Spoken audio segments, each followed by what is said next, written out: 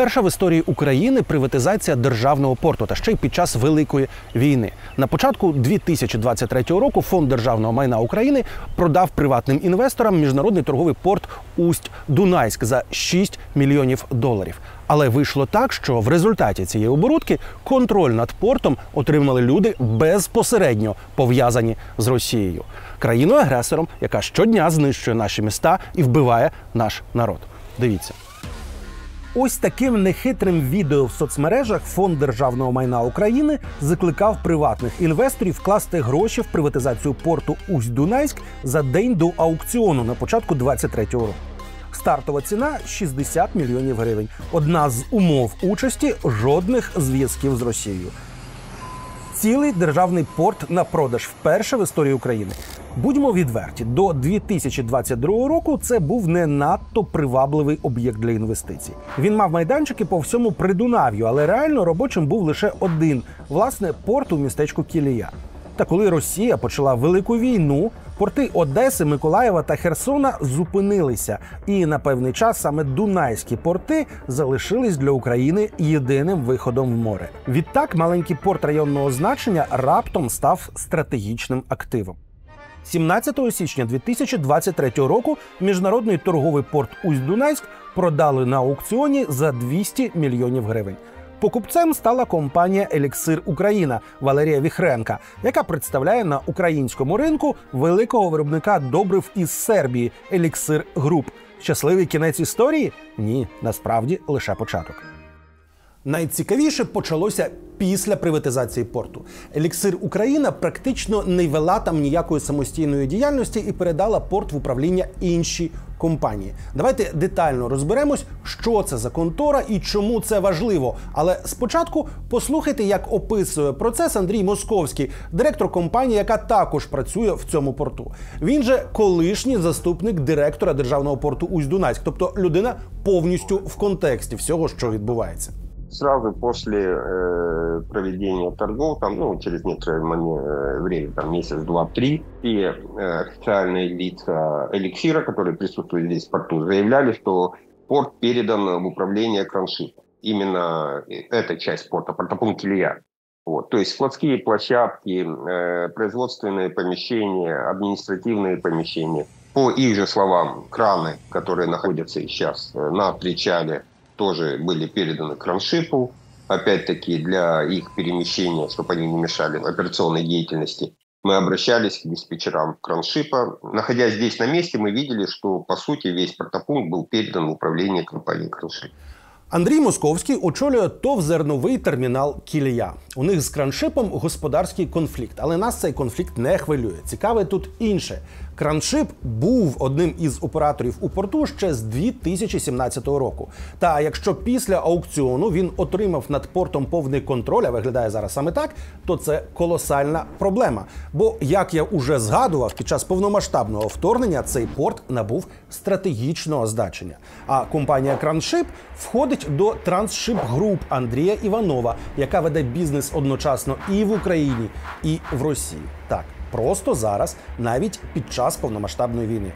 Доказів, які підтверджують російські зв'язки групи Іванова, дуже багато, а вікно у вашому графіку електропостачання маленьке, тому я обмежуся лише кількома неспростовними фактами.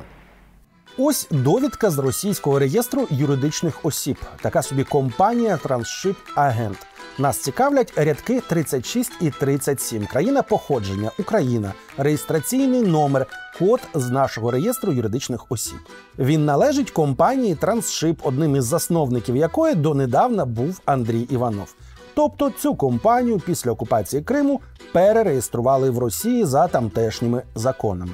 Усі ці роки вона прекрасно працювала, і тільки кілька місяців тому її вирішили нарешті закрити. Ще один приклад.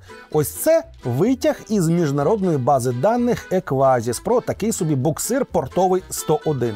Судно перебуває під управлінням української компанії «Трансшип» з групи Андрія Іванова, але належить російській компанії «Кроншип».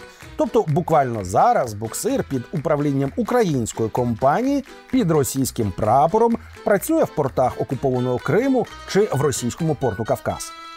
Для ширшого контексту треба згадати ще одну історію про групу Трансшип. У 15-16 роках вона мала величезні проблеми із СБУ. В матеріалах судових справ ішлося, ніби суднами Андрія Іванова незаконно перевозили людей з материкової України в окупований Крим і назад.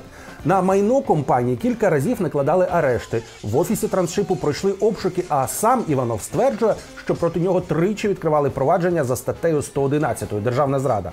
Але глобально ця справа не спричинила для групи Андрія Іванова якихось суттєвих довготривалих наслідків.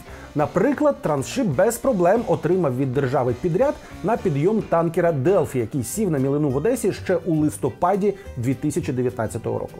Дивіться, уся Трансшип Груп 100% тісно пов'язана з Росією. Але порт, як пам'ятаємо, купила компанія Валерія Віхренка.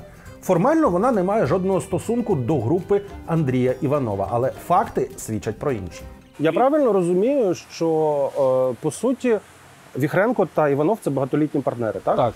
Так. Віхренко та Іванов – багатолітні партнери, разом робили бізнес, разом працювали. Тобто вони дуже добре друг друга знають. Колишній прокурор Олександр Грамма – син засновника ЗТК «Кілія», одного із портових операторів Усть-Дунайська. Його батько колись був у Віхренка та Іванова третім партнером. Він, вочевидь, знає, про що говорить.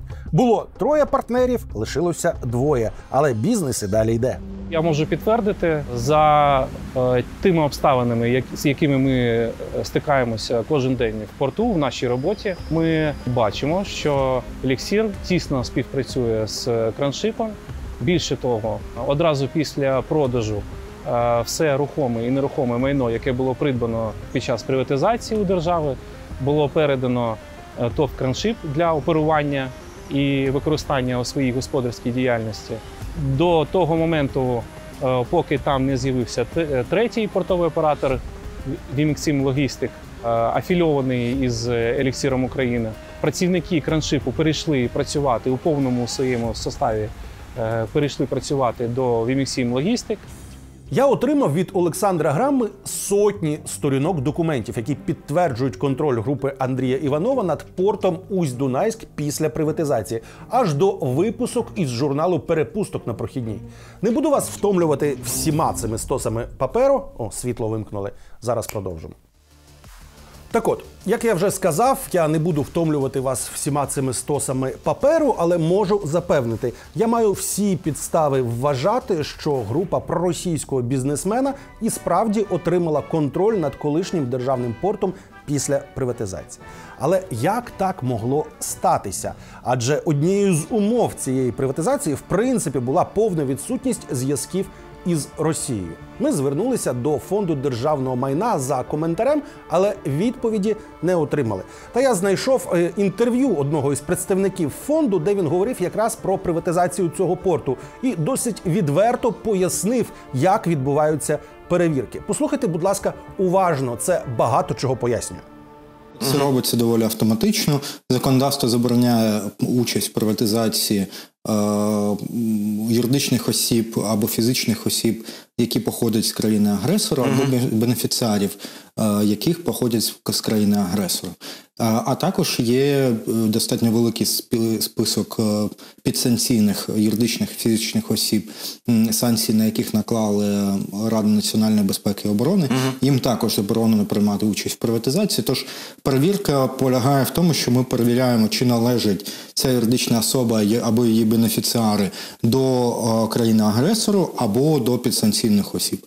Якщо ні, то ми зобов'язані передати, продовжити процес приватизації з цим переможцем. Вдумайтеся, жодних спеціальних перевірок. Фонд держмайна продає стратегічний актив і просто пробиває потенційних покупців по 2 базах даних. Це російська компанія? Ні? Окей. Хтось із засновників перебуває під санкціями? Ні? Все. Зелене світло, купуй державне майно. Таку перевірку навіть обходити не треба, вона суто поверхова. І в результаті група компаній, яка імовірно возила людей з окупованого Криму до материкової України, вже під час повномасштабної війни отримує контроль над державним портом всього за $6 мільйонів. Що ж, послухаємо, що скажуть про це самі Іванов і Віхренко. Нагадую, Віхренко – це той, хто порт купив, а Іванов – це той, хто його нібито контролює. Я точно знаю, що пан Іванов багато років послідовно працює в Росії. Як я вам вже казав, я це бачу з російських документів. І мене непокоїть, якщо така компанія, як Кроншип, може отримати контроль над таким стратегічним активом. Яким? От і все. Яким? Над портом. Портом. А яке відношення пан Іванов має до порту? Я ось сиджу і розмовляю як власник цього порту. Хорошо. Як Іванов має контроль над портом, вибачайте. Ну, а ви є партнерами з Івановим? Я не маю ніякого партнерства з Івановим. І ніколи не мали? Я його знаю лічно. І ніколи не було з мене. І в мене совмісної компанії ніколи не було. Ну, дивіться, от, наприклад, я бачив, що нещодавно за адресою вашого офісу в Одесі було відкрито компанію Вімексім Термінал, яка записана на пані Каракозову, яка також є засновником Кроншипу. Вона, дивіться, значить, я не скриваю, що я у пана Іванова викупляю елеватор струмок. Людина продає свій бізнес, який вокруг цього. Я в нього викупляю елеватор струмок.